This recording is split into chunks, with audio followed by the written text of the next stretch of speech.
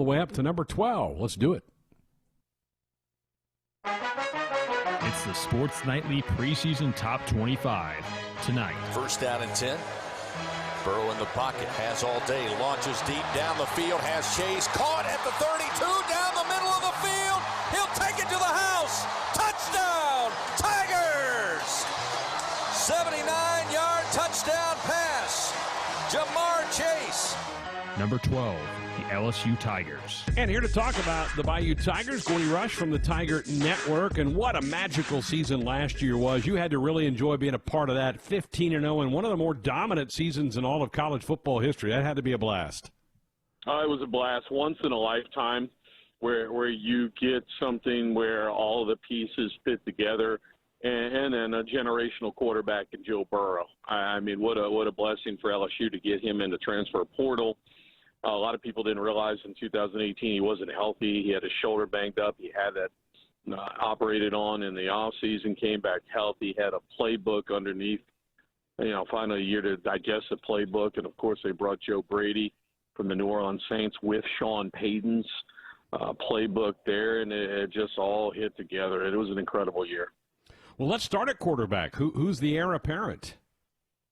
Well, it's Miles Brennan, and so Miles Brennan is a kid that played over in Bay St. Louis, Mississippi at a private school, St. Stanislaus, that was in a very similar system to what LSU currently runs. And so Brennan now is a third year. He's a junior. He's in his fourth year, actually, at LSU. And very strong arm quarterback, maybe not the athlete or had the athletic skills per se that Burrow had, but understands the offense, high football IQ, big arm, and that's what you need to know about Miles Brennan. And he's been patient through this process and very easily could have hit the transfer portal with the arrival of Burrow from Ohio State, but the family decided to wait it out. His dad is part of the Brennan's legacy, the famous New Orleans restaurants, and so they were committed to the university, and now he gets his chance to shine. Certainly gets a good core of receivers to throw to. Jamar Chase is terrific. What about the other weapons on that offense to surround him with? Well, Terrence Marshall, who's on the other side, who's been hurt, in and out of throughout his season, and his freshman year showed up with coming off of a knee surgery. Terrence Marshall was the best receiver in the United States the year Jamar Chase came out.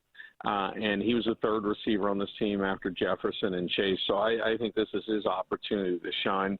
And then LSU has recruited so well. They've got 3 or 4 guys that played spot play a year ago. Racy McMath is an oversized receiver that's going to work out of the slot that they used in the H-back position. I think he's poised for a breakout season. And then they have a speedster that's a 4.3 guy, Trey Palmer, that showed some flashes in some of the non-conference game. They love him as a mismatch guy. You take those two, and then 5-star tight end Eric Gilbert from the Atlanta area, 6'7". People have been raving about him since he arrived on LSU's campus. We're visiting again with Gordy Rush from the LSU Network. We have LSU at number 12 in our preseason top 25. Husker fans are screaming at me, Gordy, because I haven't got the defense and Bo Pelini. Now back at LSU. How did that hire play down in Baton Rouge? Well, it was really popular. Bo was very, very popular down here. And I realized his bedside manner in Lincoln was kind of interesting, to say the least. But Bo was loved from his time here with Les Miles. And I think from an X's and O's standpoint, he's going to simplify things from what Dave Aranda did. They'll eventually get to more 4-3 from 3-4, and he's going to let people play. I mean, it's LSU. You're going to have racehorses, and so Bo knows what to do with them.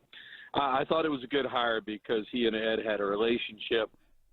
And it's more of what Ed has done throughout his career at USC, so I think that's a good fit.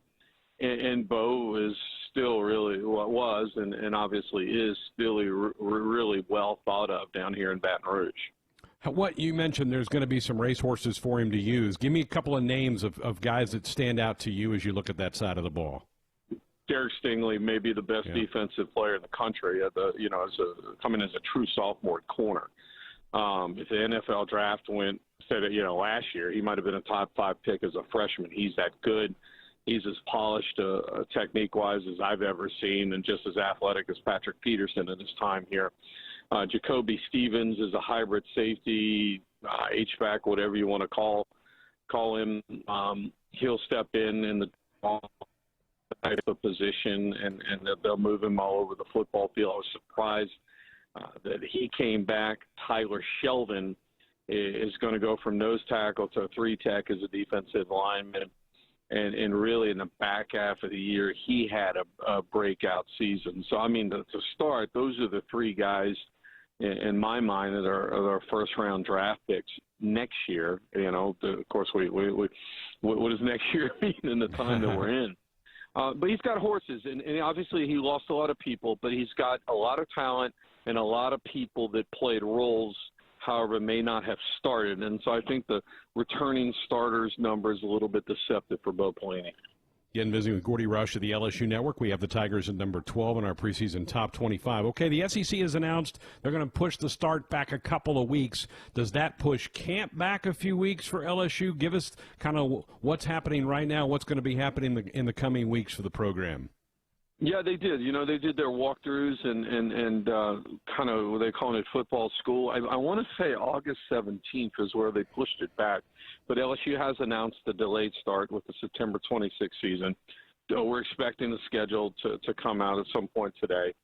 And so we'll play from, we'll go from that. But I think Ed's done a great job with taking care of the kids here. They got them back early. And I agree with what Ed said. I feel like LSU can do a better job of keeping these kids healthy than perhaps if they were just all over the country and interacting with family members and what have you. So I got a chance to go watch one of the walkthrough practices. I think they're a real spot. You guys have the number 12 spare.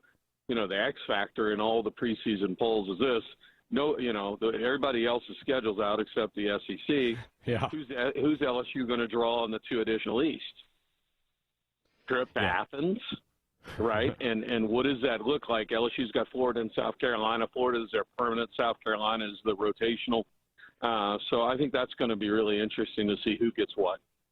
Yeah, we put this together back in late June. A lot of things have changed since we put this thing together No question.